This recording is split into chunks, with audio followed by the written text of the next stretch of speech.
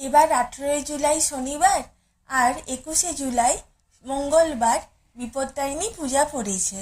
তো মিষ্টি দোকানে দেখলাম ফলের মতো দেখতে 13 রকমের মিষ্টির একটা ডালা সাজিয়েছে, স্ট্রবেরি, কলা, আপেল, আতা, আরও কত কি। তো মা এখানে বিয়ের পর আসার পর থেকে এই মন্দিরেই পূজা দেয়। তোমরা সবাই মাকে দর্শন করো। আর মা 13 রকম ফল আর তার সাথে 13 রকম মিষ্টি দিয়ে পূজা দেয়। আর হাতের লাল তাগাটা দূর্বা দেওয়া, সেটা মন্দিরে কিনতে পাওয়া যায়।